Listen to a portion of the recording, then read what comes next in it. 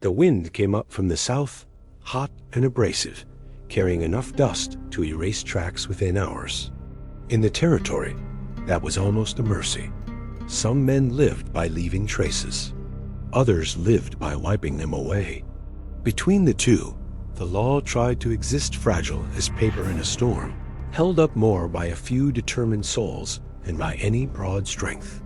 The town was called Redemption Creek, though no one there was naive enough to trust the name. It was a line of wooden buildings along a main street, a mercantile, a livery, a blacksmith shop, a small church, and a sheriff's office that felt more like an outpost than an institution. The railroad had not yet reached them, but talk of it moved through the town like fever. When the rails came, new laws would come with them. New men, new kinds of injustice dressed in clean language. On a late afternoon of low light, a man stepped out of the sheriff's office and paused on the porch step. He stood still as if searching the horizon for permission to keep breathing. He was not a man given to speeches. When he had courage, it lived quietly. His name was Ethan Rusk.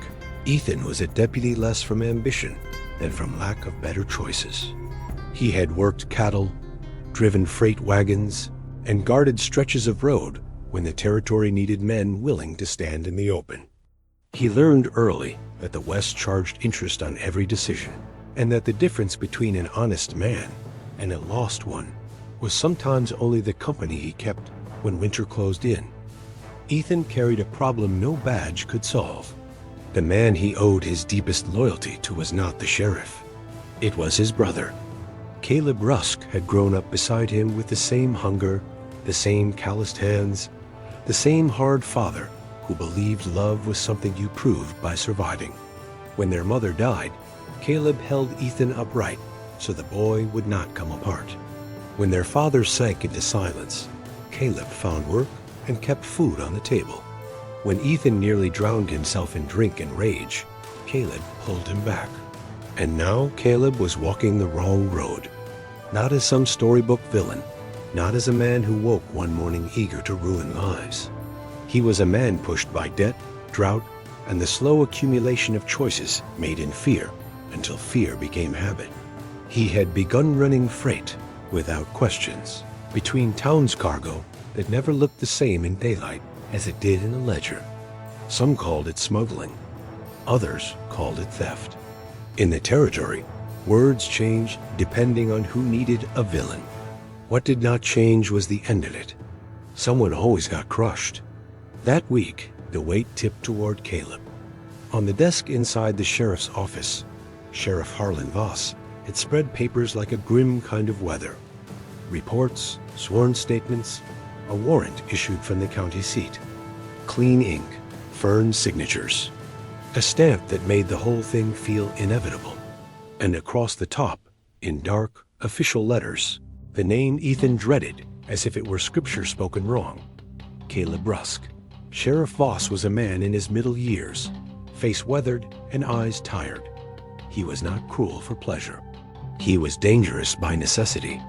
He believed the town would survive only if the law looked stronger than fear. And for that, someone had to become an example. "You know him," Voss said, his voice level. Better than anyone.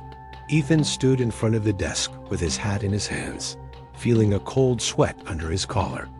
"I do," he answered. "Then tell me where he is." Ethan swallowed. Dust seemed lodged in his throat. "I don't know." Voss stared at him. "Ethan," he said, "I'm not asking your counsel. I'm asking your service." He tapped the warrant. "The county wants a name, and this is the name they've chosen. If I don't act, they'll send a man from outside. And men from outside don't care what is left standing when they're redone." What's left standing? That was how the West spoke about families after the law moved through them. Ethan kept his eyes on the warrant, as if he could look through paper and find the way out.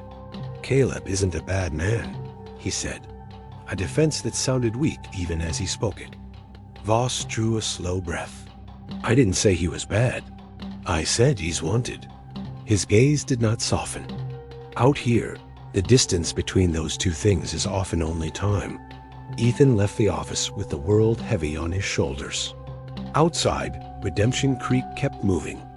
A man carrying water, a horse drinking at the trough, a woman hurrying past with a basket of bread, as if the street itself were always risky. Ordinary life held together by fragile habits. Ethan walked to the edge of town where the wind hit harder and the sage smell was sharper. He stopped where the road ran toward the hills, the road Caleb used when he wished not to be seen. He stood there too long until someone spoke behind him. Deputy Rusk. Ethan turned. It was Martha Klein, widow of a freight driver lost to winter and bad luck. She kept the post office and sometimes wrote letters for folks who could not. She had watchful eyes and a way of speaking that never wasted words. "You look pale," she said. Ethan tried to smile. "Just tired." Martha studied him. "Tired doesn't do that to a man," she said. "Fear does." Ethan had no strength for a lie. Martha glanced toward the hills. "I don't know what you're facing," she said more softly, "but I know this.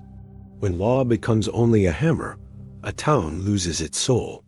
And when loyalty becomes only shelter, a family loses its name." The words entered Ethan like a blade without blood. Martha did not know whose name sat on that warrant, but she knew the shape of the choice.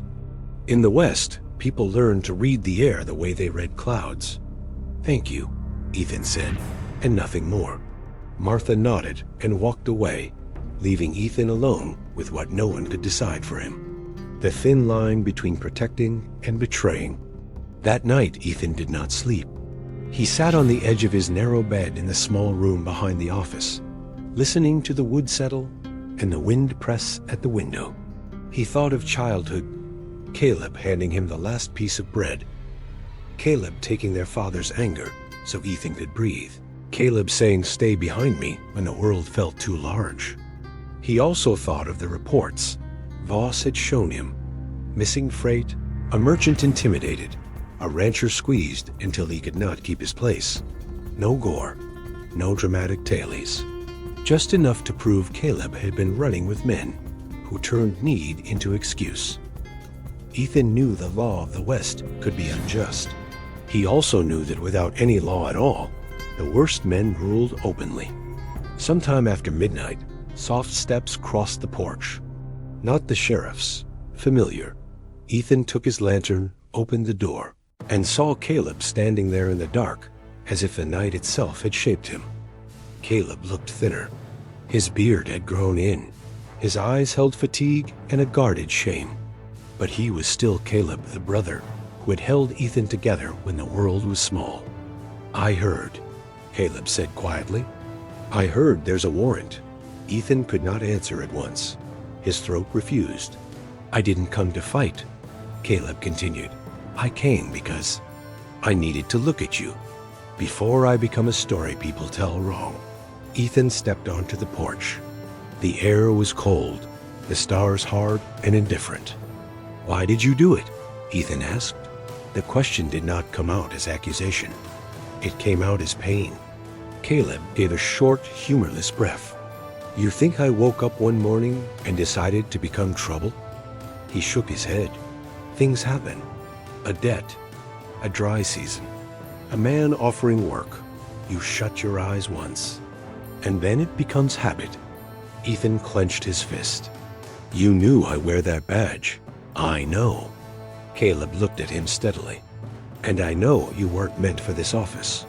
You were meant for land, a wife, children running in the yard. But you chose to be law, and now the law has chosen to hunt me." The words were cruel, even if Caleb did not mean them that way. Ethan felt them land. "Voss wants to use me," Ethan said. "He wants me to deliver you because it looks clean. It looks like the law works. It looks like the town is safe." Caleb took a small step closer without crowding him. "And will you?" Ethan looked down. The dust on the board seemed heavier than stone. "I don't know." Caleb stood still a long moment, then spoke again, quieter. "I don't want to die on some road, Ethan. I don't want the town to put a rope on me and say it is better now." He paused and the pause carried shame. "I wanted a chance to get out of it, then surrender," Ethan said quickly. "We'll take you to the county seat. I can talk to Voss. I can—" Caleb cut him off, bitter but controlled. "You think paper protects a man like me?" he said. "The county wants an example. And examples don't have to come home." Ethan knew that too often it was true. The frontier had little patience for nuance. It wanted symbols. "I could hide you," Ethan heard himself say, and the words left his mouth before he had decided whether he was strong enough not to speak them. Caleb stared at him, and for a breath there was hope. "You would?" Ethan felt the weight of would. To do it would mean betraying Voss, betraying the town, betraying the very idea of law Ethan had chosen. Not to do it might mean delivering Caleb into a fate worse than prison. Ethan closed his eyes for a moment. "I don't know if I can," he admitted. "I don't know if I can be your brother and be the law at the same time." Caleb nodded, and the nod was not judgment. It was a sad understanding. "Then I'll be gone before dawn," Caleb said. "You decide what you'll tell them when they ask." He turned to leave, but Ethan caught his arm, not hard, only urgent. "Caleb," he whispered, "if you keep running, they'll hunt you like an animal. And if someone gets hurt because of you—" Caleb looked back, his eyes hardening. "I don't want to hurt anyone," he said. "But the world doesn't ask what we want." He slipped free and vanished into the night, as if he had been only shadow. Ethan remained on the porch, trembling not from cold, from the choice. The morning loyalty took a face. At dawn, Sheriff Voss was already at the desk, warrant laid out like fate, pen waiting like a blade. "He was here," Voss said. It was not a question. Ethan felt time stop. A lie would buy Caleb time. A truth would place him on the road toward ruin. Either answer would cost Ethan something he would never get back. He could say no. He could keep Caleb safe one more day. Then Martha's words returned. When loyalty becomes only shelter, a family loses its name. And another thought came of children in this country learning early that doors can open at night without warning. That fear will always find a home if men keep feeding it. Ethan drew a breath. He was here, Ethan said, and the words felt like a sentence against himself. Voss did not smile. He only nodded, as if confirming what he already knew. Where did he go? Ethan glanced at the map on the wall hills to the north. A narrow pass, old cattle trails. He could tell Voss everything and turn it into a hunt. Or he could do something else. He could refuse to turn his brother's end into a spectacle. "He's heading north," Ethan said. "But, Voss, let me go alone." Voss's brows pulled together. "Alone?" "He trusts me enough to speak," Ethan said. "He won't trust anyone else. If a group rides after him, he'll run. If men chase him, someone will panic. A horse will fall. A shot will be fired because fear makes fools of everyone." Ethan swallowed. "I can bring him in without violence." Voss studied him. "If you fail," Voss said at last, "you lose your badge. And perhaps more than that." Ethan nodded. "I know." Voss handed him the warrant. "Bring him alive," he said. "Bring him quickly." Ethan left with the paper folded in his pocket like a stone. He saddled his horse and rode alone into the hills. The wind rose. Dust covered old tracks. The West did what it always did. It reminded a man how small human life is against so much land. On the trail, truth without excuse. Ethan found Caleb near the narrow pass, where the trail tightened between rock and brush. Caleb stood with his horse saddled and a small bag tied behind the seat. He did not look like a man running with riches. He looked like a man running with what remained. When he saw Ethan, Caleb did not reach for a weapon. He only set his face hard. "You came to deliver me," Caleb said. Ethan dismounted slowly. The wind cut through his coat. "I came to bring you," Ethan answered. "Not as quarry, as your brother." Caleb gave a short laugh without joy. A brother doesn't bring a brother to a rope. Ethan pulled the folded paper from his pocket, but he did not open it. He did not want the warrant to be the only voice. I'm not tying you here, Ethan said. I'm not humiliating you. I'm not letting a crowd use you to feel safe. But you have to stop running. Caleb stared at him, fatigue and sorrow behind the anger. You think I haven't tried? Caleb asked. I tried. And there's always someone reminding me debts don't wait. Someone saying one job will fix everything. Then you're inside it, and the world shuts its doors. Then we open a door, Ethan said. The hardest way. You come with me with your head up. I'll make sure Voss doesn't turn it into a circus. I'll write to the county judge. I'll gather statements. Caleb lifted a hand. You're talking like a man who still believes paper is a shield. Ethan felt the truth of it and did not deny it. Maybe I have to believe, he said. Because if I don't, all I have left is blind loyalty or an empty law. Caleb went quiet. Wind hissed through the brush. High above, a hawk circled, indifferent. I don't want to destroy you, Ethan said, and his voice wavered. But I can't destroy the town for you either. I see honest men working themselves thin. I see widows. I see children. If I hide you, and then the next man decides he can do the same, law becomes nothing. And then the worst men rule.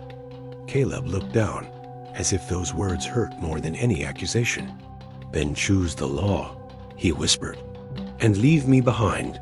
Ethan stepped closer. I choose the law, he said, but not against you. I choose the law with you. He drew a breath. And I choose the truth. I failed as a brother by not seeing it sooner. I failed by thinking you could carry everything alone. Caleb lifted his eyes, and Ethan saw something he had not seen since they were boys. Vulnerability. You couldn't save me, Ethan. I don't want to save you, Ethan said. I want to stop losing. Caleb stood still a long time. Then he removed his hat and ran a hand through his hair, a man too tired for pride. If I go with you, Caleb said, promise me one thing. Ethan nodded. Don't promise I'll walk free, Caleb said. Don't promise it will be fair. Promise only that you'll look at me as your brother until the end. Ethan felt his eyes burn. I promise, Caleb nodded, and that nod carried more weight than any signature. He mounted. Ethan mounted. And they rode back together, not hunter and hunted, but two men carrying the same grief in different hands. The court and loyalty that costs. When they reached Redemption Creek, the town already knew. People gathered along the street, curious, fearful, hungry for law as spectacle. Ethan felt anger rise at that hunger. Sheriff Voss stood on the porch, watching like a man holding back a flood. Ethan swung down from the saddle and spoke loudly enough for all to hear. Caleb Rusk is surrendering. There will be no shouting, no humiliation. A town that respects law must respect dignity. Some men muttered. Others looked away. The church minister, thin and solemn, removed his hat. Martha Klein stood near the post office, watching Ethan with a steady seriousness. Voss approached Ethan. You did it, Voss said, short as if praise were dangerous. Ethan answered in a lower voice. I brought him alive. Now do your part, and don't turn this into blood or shame. Voss held Ethan's gaze a moment, then nodded. Caleb was taken inside, not paraded as a trophy, but held with care. The crowd was unsatisfied. Crowds want loud endings. But law, when it is law, should be quiet. In the days that followed, Ethan traveled with Voss and Caleb to the county seat. There was a formal hearing. There were statements. It became clear Caleb had carried illegal freight, yes, but he was not the head of the operation. He was a piece in a larger machine. Still, the law needed an answer, not to punish for pleasure, but to set a boundary. The sentence was hard, but not meant to destroy. Labor under custody for a set term, with the possibility of return if his conduct was good. It was not freedom, but it was not death. It was not spectacle. It was the closest thing to justice that imperfect country could offer. Caleb listened without protest. When he was led away, he looked at Ethan only once. Ethan held the gaze, as he had promised. Not as an officer, as a brother. Epilogue: the human cost between law and blood. Ethan returned to Redemption Creek, with the badge still pinned to his chest and a new wound inside him. Some townsmen called him righteous. Some called him a traitor. In the West, no serious choice comes with unanimous approval. That is part of the punishment. At night, in the small room behind the office, Ethan often sat with his hat in his hands and silence on his shoulders. He thought of Caleb working under the sun somewhere far away. He thought of their father, their mother. He thought of how loyalty can be a sacred thing when it protects what is good, and a dangerous thing when it protects what is wrong. He also thought of what might have happened if he had lied, if he had hidden Caleb, if he had chosen the easy road of family above all else. Perhaps he and Caleb would be running now, chased. Perhaps some innocent person would have been harmed by panic. Perhaps the town would have learned that law was only a word for the weak. Ethan did not celebrate his decision. He carried it.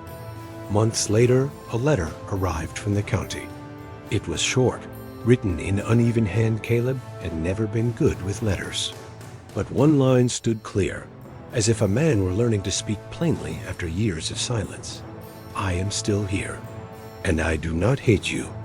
I am trying to become someone worthy of coming home. Ethan read the line slowly and felt something move in him.